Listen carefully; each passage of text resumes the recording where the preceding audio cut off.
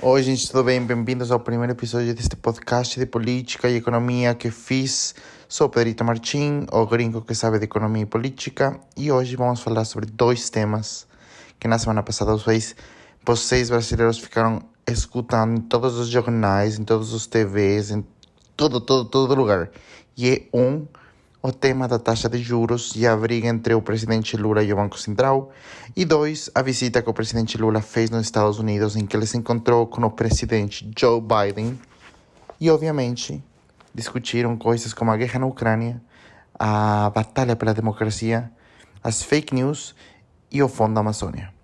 Acho que vai ser um episódio muito interessante para vocês, porque vamos falar sobre as questões brasileiras, sempre apontando a uma perspectiva exterior, dando exemplos de outros países para vocês terem uma opinião mais desenvolvida sobre as coisas e, sei lá, tenham um pouco de entretenimento nesta semana difícil antes do carnaval. A gente quer muito ir para a praia, a gente quer muito ir para o bloco, o feriado está chegando, então sejam bem-vindos a nosso primeiro episódio. Vamos lá! Antes de qualquer coisa, por favor, se suscrevam no Spotify. Por el momento só tenho no Spotify, espero lançar em outros lugares. Também vou ter no meu canal de YouTube, Pedrito Martim. E se gostam dos meus TikToks, ou se vocês não têm TikTok, por favor, também assistam meus vídeos lá, Pedrito Martim. Sei lá, gente, só apoiem este criador de conteúdo que é pequeno, não tem nada de grana e só quer fazer seus dias um lugar melhor. Vamos lá. Como vocês sabem, na semana passada, Lula, o presidente do Brasil, começou a fazer vários discursos atacando o Banco Central. A taxa Selic, que é a taxa básica dos juros do país, está em 13,75%, que é uma taxa muito alta, a maior dos últimos 6 anos. E ele está falando que a taxa está afetando o crescimento da economia. Ele atacou o presidente do Banco Central. O Banco Central é um organismo independente, por lo tanto, eles não obedecem à decisão do executivo, eles não são uma instituição governamental, eles são uma instituição estatal. Portanto, Lula não pode fazer nada mais do que reclamar, nada mais. Não tem nada mais que fazer. E aí entra esta discussão. As reclamações que ele está fazendo são válidas ou não? O fato do presidente não poder interferir no Banco Central é uma coisa boa ou uma coisa ruim? Uma taxa de juros alta é algo bom ou algo ruim? Se é ruim, para que funciona? E aqui tenho 3 exemplos e uma rápida explicação.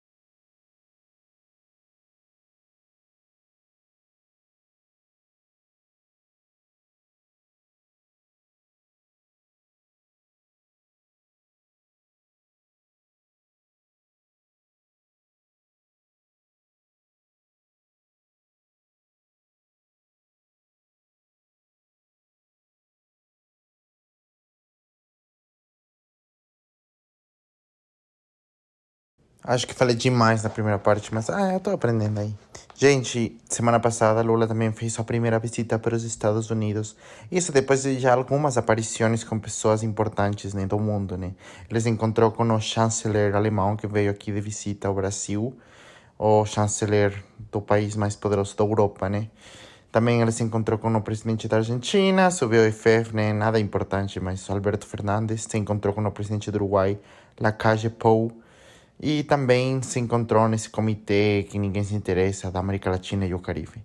Enfim, ele estava há muito tempo querendo se reencontrar com Joe Biden, né? Joe Biden foi vice-presidente do Obama nos últimos 2 anos, que enquanto Lula era presidente, né? 2008 a 2010, eles coincidiram. E eles já se conheciam, são caras velhas da política, são velhos. E eles queriam se encontrar no ano passado, em dezembro, né? Por isso a diplomação, que é um processo que nem sabia que existia, foi feita em dezembro, antes da posse, porque existia a chance de que o Lula... As pessoas estavam querendo muito que ele viajasse para os Estados Unidos em dezembro e se encontrasse com Joe Biden antes da sua inauguração. No entanto, Lula estava precisando ficar em Brasília, né? Ele estava fazendo essa PEC da transição, né? E ele estava precisando estar lá para contar os votos. Ele é um político muito bem articulado. Então as pessoas, o PT, o governo precisava dele em Brasília negociando. Enfim, ele se encontrou com Biden na semana passada. Eles tiveram algumas reuniões, eles se encontraram, fizeram uma aparição na prensa, eles fizeram uma entrevista. E acho que é importante pegar 3 coisas aqui.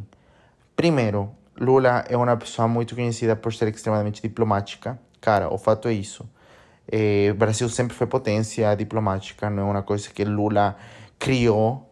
O fato é que desde os anos do Dom Pedro II, o Brasil já era conhecido como esse país muito amigável, muito aberto à negociação. Ainda, se a gente lembra, no século XX, o Brasil brincava muito com Getúlio Vargas, entre meu vou ali com os Estados Unidos, ou nossa, eu gosto um pouco destes totalitarismos na Europa. Tipo assim, tá na sua sangue. O brasileiro é um país... O Brasil é um país muito grande e o povo brasileiro é extremamente aberto e amigável e não gosta de ter problemas com ninguém. Com o Bolsonaro isso mudou muito, né? Mudou muito. Ele se dedicou muito, como qualquer líder populista de direita, a isolar seu país. Então acho que estava no topo da lista do Lula visitar os Estados Unidos e deixar claro para os americanos que o Brasil neutro e potência diplomática estava de volta. Ao mesmo tempo, cara, acho que a gente tem que entender 3 coisas dos Estados Unidos.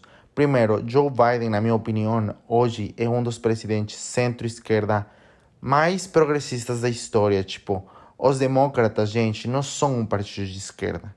Os democratas não são um partido de esquerda, são um partido de centro, centro-direita, com uma que outra parte de esquerda.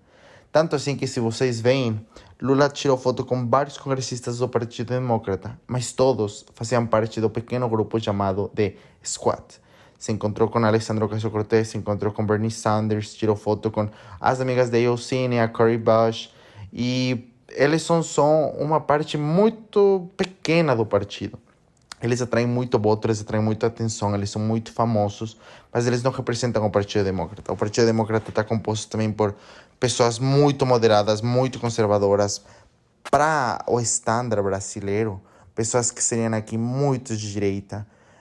Para o estándar americano, podem parecer moderados, mas para a América Latina não são. É o caso do Joe Manchin, né, senador democrata pelo estado de West Virginia. É o caso da agora independente, né, a famosa senadora Kyrsten Sinema de Arizona. E também tem outros casos. O mesmo Barack Obama, na minha opinião, era muito mais de direita que o Joe Biden hoje. O Joe Biden, que foi um senador que por muito tempo foi moderado, que tinha paradas super conservadoras, ele foi em contra da segregação das escolas.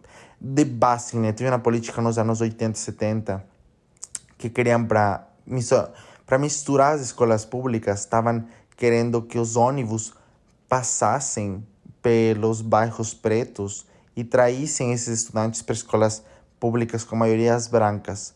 Joe Biden vetou essa lei, ele era super do contra. Então, para a gente ver como o Partido Democrata vai evoluindo e como Joe Biden realmente acabou sendo muito mais progressista. Então, o Lula não está encontrando um presidente alinhado como Barack Obama, centro-direita, não? Ele está encontrando um presidente que está muito mais envolvido no tema ambiental, no tema das minorias, no tema dos pró-LGBT, dos pró-feminismo, igual que o Lula, né? O Lula também, com os anos, ele virou uma pessoa muito mais consciente, muito mais progressista no aspecto social, como LGBT, feminismo, ambientalismo, e etc. Então, esse é um primeiro ponto que a gente tem que entender. O segundo ponto é a guerra da Ucrânia. Acho que o Lula sim voltou o Brasil um pouquinho mais alinhado com os Estados Unidos que a Rússia, mas o fato é que o Brasil é uma superpotência, né? É a maior economia da América Latina, é uma das 12 maiores economias do mundo, então para os Estados Unidos é importante fazer que o Brasil fique alinhado com eles na guerra contra a Ucrânia. Eu não acredito nessa história de que os americanos estão na Ucrânia pela democracia, não, eles estão lá principalmente pela Rússia. Eles não podem deixar a Rússia ficar mais perto da Europa, eles não podem deixar a Rússia se aproximar aos países que são NATO, né, que são parte da organização que os Estados Unidos cuida. Então é por isso que eles estão lá. Eles não estão lá pela democracia ou porque eles gostam dos ucranianos. Acho que sim, pode ser uma parte, mas principalmente estão lá porque eles estão brigando com seu maior adversário. Estados Unidos está atravessando uma decadência. Acho que vai passar muitas décadas até eles deixarem de ser a maior potência. Muito pelo contrário, acho que no curto prazo está assegurado que eles seguem sendo super poderosos, mas eles estão preocupados e por isso que eles não podem deixar a Ucrânia ser invadida pela Rússia, porque eles sabem que em contraponto eles vão se sentir muito fracos e a China vai se sentir empolgada para invadir Taiwan. Então tudo é um jogo político e eu acho muito justo que o Brasil queira ficar neutral, porque vocês, tanto como os latinos, não ganhamos nada dessa guerra. Acho que o único país que pode tirar algo bom é a Venezuela e é pelo petróleo. Assim de simples. Eles sabem que enquanto a guerra contra a Rússia esteja presente, eles vão conseguir exportar seu petróleo e se reinserir no mundo. Mas para o Brasil, para a Argentina, para o Equador, para a Colômbia, para o Peru, nada a ver. E a terceira coisa que a gente tem que considerar é que tanto Joe Biden como Lula estão em situações parecidas. Eles governam democracias extremadamente falhas, né, que têm problemas de confiança, que tem muita gente questionando. Eles estão presidindo países extremamente polarizados. Eles estão competindo com dois líderes não diria da extrema-direita, mas da direita que compactua com a extrema-direita, que são extremamente queridos e bem vistos por muita gente dentro de seus países, como Donald Trump e Jair Bolsonaro. Tipo, a gente pode tentar discordar, tem gente que odeia eles, eu já falei para vocês que também não gostam muito, mas o fato é que você tem que conhecer que eles continuam tendo uma base de apoio muito forte e eles continuam sendo uma ameaça para o Joe Biden. Temos também que entender que eles são presidentes que estão trabalhando com muita fake news, com muita notícia ruim, que tem um monte de gente que já não assiste jornal tradicional, então eles acabam tendo que brigar contra a mesma coisa. Do mesmo jeito, seus países, antes deles, ficaram num movimento de antiglobalização, de fechamento, de isolamento, então são muito parecidos, muito parecidos. E eles estão muito apreensivos pela situação das ondas de direita no mundo. Olha a Itália com a primeira-ministra, não sei se primeira-ministra, presidente, mas a Giorgia Meloni é uma pessoa extremadamente populista de direita. É uma ameaça para a União Europeia? Talvez, não sei. Mas ela representa essa direita nova que está conseguindo atingir e chegar aos países onde não chegava. Giorgia Meloni é a primeira-ministra italiana mais de direita desde o fascismo, né? Desde Benito Mussolini, desde a Segunda Guerra Mundial. Seu partido compactuava com eles, né? Os irmãos da Itália, né? A confraternidade. O partido é meio esquisito.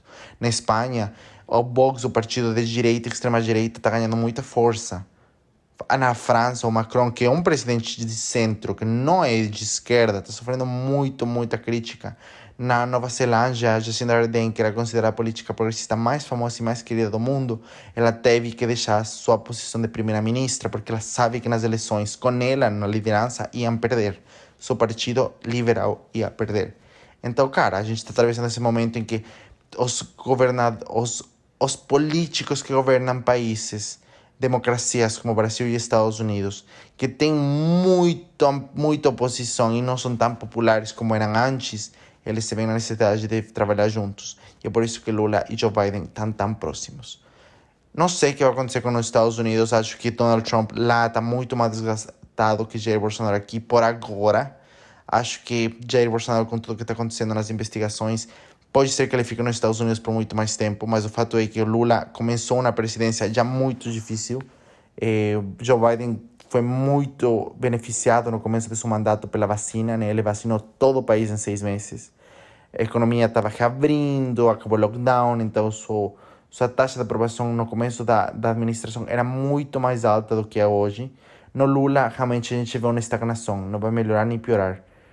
Na verdade, a tendência é piorar um pouquinho, mas ele não vai ter essa vantagem. E é isso, gente. Como o primeiro episódio, acho que eu fiquei falando, comentando, mas eu queria dar dados importantes para vocês e simplesmente falar para vocês que estou muito feliz de fazer este projeto. Então, continuem assistindo meus super podcasts, ouvindo, se inscrevam no meu canal de YouTube e obrigado pela atenção. No próximo episódio a gente vai falar sobre coisas que estejam acontecendo no mundo político e econômico do Brasil e do exterior nesta semana. Então fiquem ligados, assistam e adoro vocês. Bom dia, boa tarde e boa semana. Nos vemos no próximo episódio.